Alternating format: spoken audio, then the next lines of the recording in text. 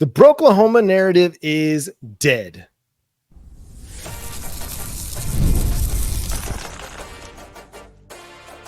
You are Locked On Sooners, your daily podcast on the Oklahoma Sooners. Part of the Locked On Podcast Network, your team every day. What's up, Sooner Nation? Welcome to Locked On Sooners, and thank you for making Locked On Sooners your first listen every single day. Shout out to all the everydayers out there tuning in, subscribing to the show wherever they get their podcasts. My name is John Williams. You can follow me on Twitter at John9Williams. He's Jay Smith. You can follow him on Twitter at Unfair Sports. And today's episode is brought to you by Gametime. Download the Gametime app, create an account, and use code LOCKEDONCollege for $20 off your first purchase. Terms apply over at Gametime. And Jay, one of the more intriguing topics that came out over the last couple of days was an update to Sportico's revenue earnings for the 2022-2023 academic year. Now, whether you believed it or you didn't believe it, there's been this prevailing narrative that Oklahoma doesn't have the financial capabilities of competing with the big boys in college football. I never bought into that narrative. I know Jay probably never did either, but it has existed in the space. Well, here to tell you that the Broklahoma narrative, this narrative that Oklahoma can't afford to do business, to stand on business, is not real. It's fake news. Everybody's saying it. It doesn't exist. It's not a thing. That's my Donald Trump impersonation. But so you look over at Sportico, you look at where Oklahoma landed in revenue earning, total operating revenue for the 2022-2023 calendar year, and they came in third in football behind just the Texas Longhorns and the Georgia Bulldogs. Again, there's no shame in that. The Texas Longhorns are the Dallas Cowboys of college football, both from a brand perspective and in an underachieving perspective as well. The Georgia Bulldogs won back-to-back national titles and probably should have been in the playoff last year with a chance for a three-peat, and are going to be a team on a mission going into this year. So Jay, talk to me about what your reaction to all this was when you first saw this list. The funny thing is just as you said, the Broklahoma narrative that keeps coming out. We get a player like Dominic Williams, and of course everybody knows that was an NIL battle, and we do it, and everybody says, well, you spent all your money on him. We get another player and say, oh, they've wasted all their money on that player. Can everybody get this straight and figure it out? Because I'm trying to understand exactly what the narrative truly is. Are we broke? Are we overspending? Which one is it? And the beauty of seeing this is coming in third at 143 million in rev. I mean, that's a 12 million year over year increase. And we've consistently been in the top 10 in revenue every year since 2019. Shout out to Sportico for having this college sports finance database, which this database is pulled from the Department of Education. They have to disclose those numbers or whatnot to the government. And so because of that, all this information is available. Sportico grabs it, throws in a nice spreadsheet and very intuitive site that you can go in and click around and find things. And having operating revenue roughly 9 million less than Georgia, it's pretty darn good. And like you said, Texas is its own animal, right? You can't do much about that. They're going to just about every year bring in the most between them and A&M. But this really does shut up all of the, the narratives that Oklahoma doesn't have money, because we've got it. We're just unlike everybody else, we spend it at the places where it's necessary, right? We spend it where it makes the most sense. We're not just throwing all our money at everybody the competition has. If you watch what A&M did when they were spending all their money, you notice it wasn't getting them anything. The good thing for us is when we're spending on players, we're starting to see that come to fruition. We're seeing that we're getting a good ROI or return in investment when we do it. So I love that, everyone keeps doubting us. All we're going to do is go out there and buy something everybody else big, and then they're going to say the same thing. And we're going to be like, okay, if that's what you want to believe, because there's no reason to argue with those folks. They're not even rational when it comes to that argument. Well, what's funny about this also, you talk about the 2022-2023 academic year. Well, what happened? Well, that was Brent Venables' first year at the helm in that fall of 2022. They went 6-7. Okay, you might have seen a bump in expend or in revenue earnings at the beginning of the season, as things are going really, really good, you get off to a good start, and then, hey, you hit a couple, rough patches, you get the 49-0, but it didn't seem to really hurt your revenue. It didn't hurt what you had coming in. And then obviously, it just kind of continues to increase and pile up. People are still excited about it, even going into the offseason. So the 12 million year over year increase, like, that's significant. And again, this is part of the Big 12, where part of that revenue earning was the kind of 21 million-ish in media rights that they got from the Big 12 and their media rights package. That doesn't really stand out when you look at what the SEC and the Big 10 are bringing in. So Oklahoma is doing it through their merchandising, through ticket sales, through donations and sponsorships and all these other avenues. It's not just straight media rights, which that's going to be a big factor moving forward. That's going to help Oklahoma. The other aspect of this, you look at the top 25 teams in total earnings, and the there were only 3 teams not in the SEC or Big 10, and that was Florida State, Clemson, and Texas Tech, of all teams. Wow. Out there inside the top 25. So just really, really, really fascinating stuff. And we had a ton of takeaways. We were talking before the show here, and we could go a million different directions and discuss all this. But I think the biggest point here is that Oklahoma is going to be able to do what Oklahoma wants to do. Joe Castiglione is arguably the best athletic director in the country. He does a really, really good job in business dealings. It just seems really wise. And I don't want to throw that wise guy kind of stereotype around at the Italian, but it just fits him. He's just a really, really wise athletic director who's got a ton of experience and been very, very successful doing things the way he thinks they should be done. And it's worked out really, really well for the Oklahoma Sooners athletic department. And it's worked out really well for the football program over the last 25, 26 years. And man, they're on a really, really solid trajectory moving forward, especially on a financial stance. I mean, you look at it, football's had 3 coaches since 1999. What other programs can really say that, right? Not too many programs are like the Pittsburgh Steelers of college football, where they don't want to go through different coaches, right? I mean, Iowa, you can give them that. Georgia, they didn't go through very many coaches, Mark Richt, and then you're going into Kirby Smart. Some teams recognize that it makes sense to keep a coach, find the coach that fits you best, and then just ride the wave as you go through. You're going to have ups and downs, but eventually you may end up where you want to. And so Joe Castiglione has been that guy. He's been very crafty with the way that he's run the athletic department and picking the coaches that he picks and spending the money the way they spend. Again, that's the one thing Oklahoma does very well. They pick and choose where it makes the most sense to spend money, right?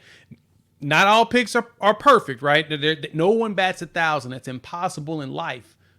But they bat a very high percentage when it comes to what they go after. And so we're seeing this now, and with that heavy investment in the football and going into the SEC, we're going to start seeing that even more. Even better, bringing in that collective. We talked about this when the collective was announced, that they consolidate everything into the one Oklahoma NIL fund or whatnot. That's going to give them that opportunity to continuously be smart and strategic about how they spend their dollars. Not just going out there and buying every single player that comes in front of them. They're looking for the ones that truly fit and match what Oklahoma's trying to do, because the last thing you want is to be able to spend that kind of money on somebody and they end up in the transfer portal. Right. And Brent Venables has been really, really clear about, hey, if you're coming for NIL, that's not necessarily maybe going to make you the best fit for our program. It's going to be a factor, but hopefully it's not going to be the factor. One other final note on this, and I just thought this was really, really intriguing. The Oklahoma women's basketball team, they generate a pretty significant amount of revenue, according to Sportico over here. Total operating revenues, they were 5th in the 2022-2023 academic year, behind South Carolina, national championship winning team, Connecticut, national championship winning team, Tennessee, one of the blue bloods of women's basketball, and Iowa with the Caitlin Clark extravaganza. Oklahoma only came in behind those 4 teams. So Jenny Baranczyk, she's got some things going, got some things cooking with OU women's hoops. And going into the SEC, man, it's going to be exciting to see where they kind of fall in the hierarchy of things, because that is, as much as football is a gauntlet, it's going to be similar for women's basketball too. So hopefully that revenue can kind of help, generate some things in a positive way for Jenny Baranczyk, get them to the Sweet 16 and beyond moving forward. Danny Stutsman named to an All-American team. We'll discuss that coming up next here on Locked On Sooners.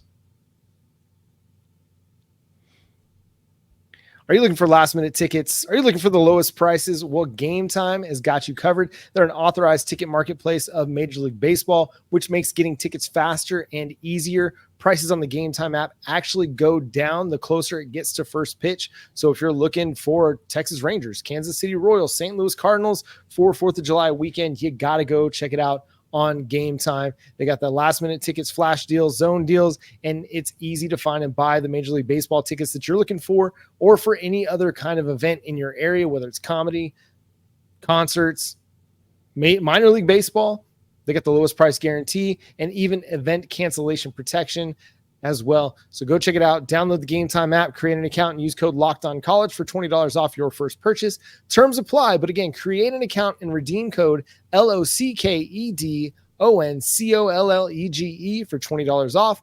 Download Gametime today. Last minute tickets, lowest price guaranteed.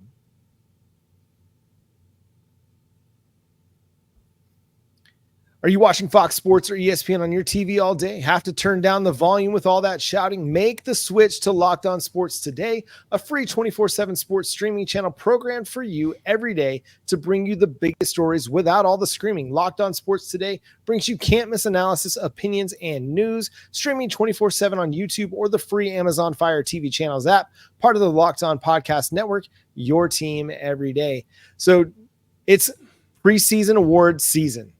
And Danny Stutsman was named to the Walter Camp All-American First Team, which is a great honor for Danny Stutsman, a player who could have been selected in the top 100 of the NFL draft had he declared for 2024, but decided to come back and try his hand one more time with the Oklahoma Sooners. Dude, I love this for Danny because he's done nothing but be a leader and put in the work since coming to Oklahoma, and then especially really when Brent Venables took over, took the challenge. Brent Venables challenged him, said, hey, if you want to be, the goofball linebacker, whatever, by all means, go ahead. But if you're serious about your craft, you need to get serious about your craft. So shout out to Danny Stutsman for getting this All-American award. Yeah, that's another feather in his cap from, the All-American preseason awards list and teams, because he's been on them. Athleon added him on one.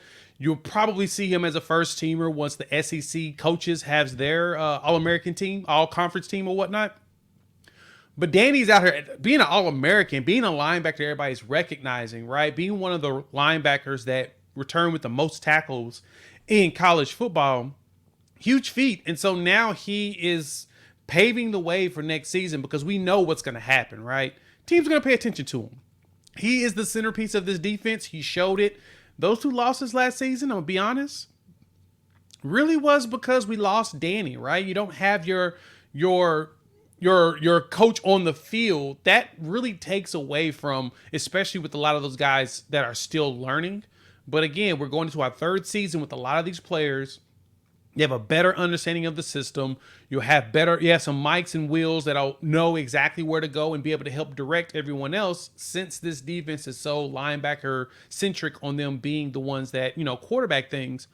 It's huge for Danny to get that recognition. Now we need to get him a Buckets Award. That's where he needs to be. He needs to be on that list. And I anticipate that this season, with so many eyeballs on him in Oklahoma going into SEC, he'll have a chance of taking that award home. Maybe get himself drafted late 1st round or day 2, maybe. Yeah, I mean, the ceiling for him is definitely in that, I think, top 50 area, because he's got the talent. He's going to have the experience. He's going to have, everything that you're kind of looking for in a Mike linebacker at the next level. We'll just kind of see how he tests. And obviously linebacker has kind of gotten undervalued a little bit in NFL draft circles, not one of those money 5 positions, but I mean, he definitely has a chance to. I mean, Fred Warner, you look at a guy like Fred Warner, I mean, one of the best linebackers in the NFL. Well, he was a 2nd round draft pick. And again, that's not to disrespect Fred Warner. It wouldn't be disrespectful of Danny Stutsman if he got taken in the 2nd round. That's really good for a inside linebacker in this day and age in the NFL. I'm excited to see Danny Stutsman play behind some legit defensive tackles. Oh, man.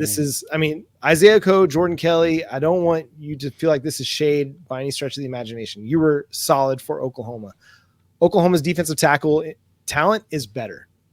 There's a big reason why everything improved last year in short yardage defense because Dejon Terry was here. Well, now you have a Dejon Terry and a Dominic Williams and a Jaden Jackson and a David Stone and a developing Grayson Halton and a developing Ashton Sanders and Marcus Strong and a developing Davin Sears, who got a lot of praise during the spring ball. So this whole defensive tackle group is better than it was a year ago. And Danny Stutsman getting to play behind that, getting to play more clean, more free, not have to take on guards and centers at the second level. He's going to make a lot more plays. I mean, he already had 16 tackles for loss last year, 104, 106 total tackles. He's a playmaker, and he's going to have a chance to make even more plays this year. Yeah, having a good defensive line and the good thing for that, and not like you said, no shade to the guys from the last couple of years, but the one thing to really point out too is teams started to recognize our coaching staff. So we started to see a ton of max protect last season. So you had them adding additional dudes into the box to protect against our big 300-pounders, to where quarterback got a little extra time, and you give quarterbacks too much extra time and they recognize one of your weaknesses is zone defense, they start picking you apart.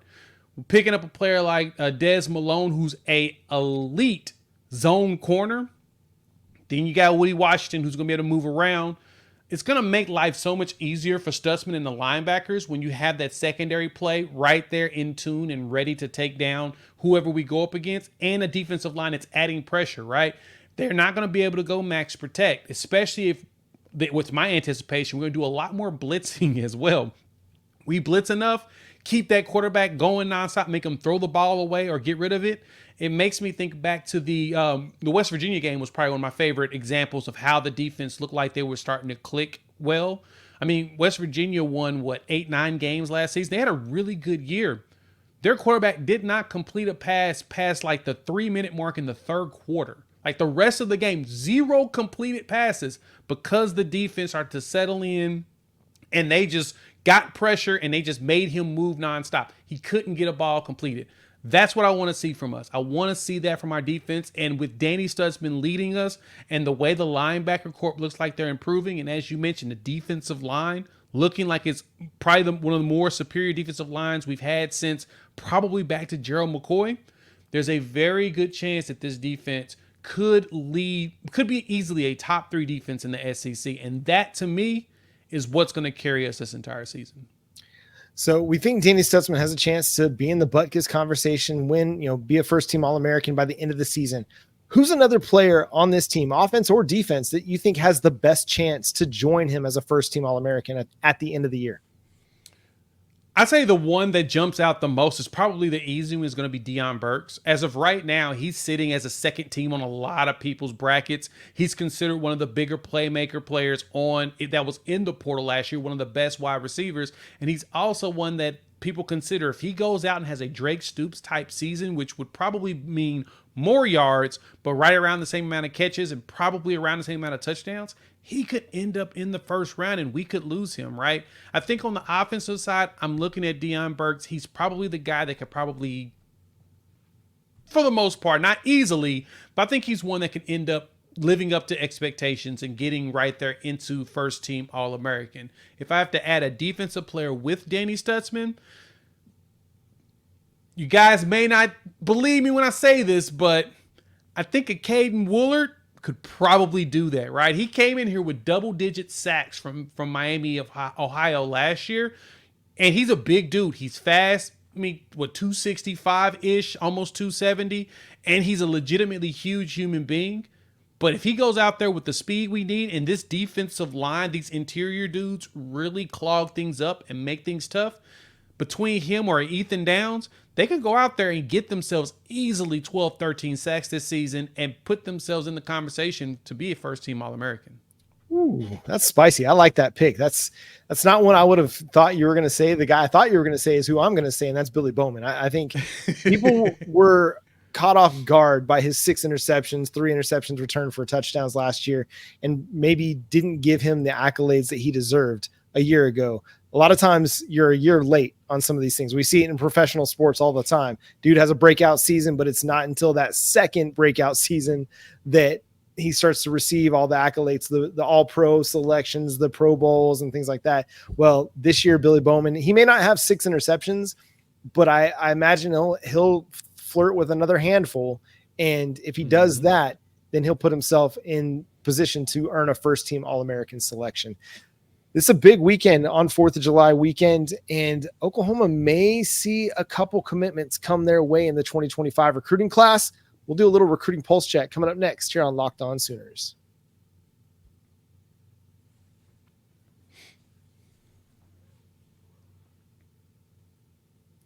Again, thanks so much for making Locked On Sooners your first listen every single day. Make sure you subscribe to the show wherever you get your podcasts.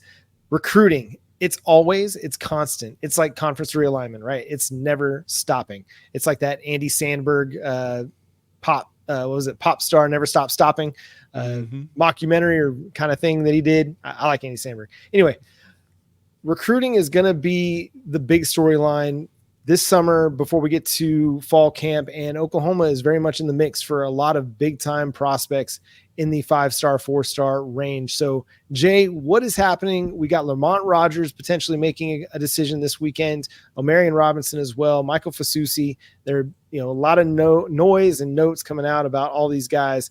What are you hearing? What are you thinking? What's going on right now? Yeah, first off, Omarion Robinson, we're starting to see all of the crystal balls, the future cast, the predictions coming from all of the major recruiting sites right now, because he's got his commitment set for this weekend, and it sounds like it's a competition between the two schools that have the letter O and the letter U in their name, OU and UO. So University of Oklahoma and Oregon University. Always cracks me up how that's backwards with it, but there's a story behind that. We'll get into that another time.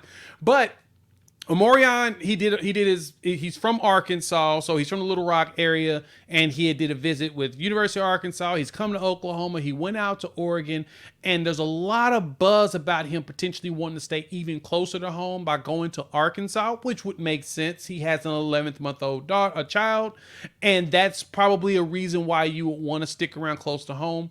But the way things have been looking, and honestly, it feels like things are kind of shaky at Arkansas anyway. You don't know what the coaching staff's going to be next year. Sam Pittman's definitely on the hot seat with Bobby Petrino sniffing and sniffing down his neck.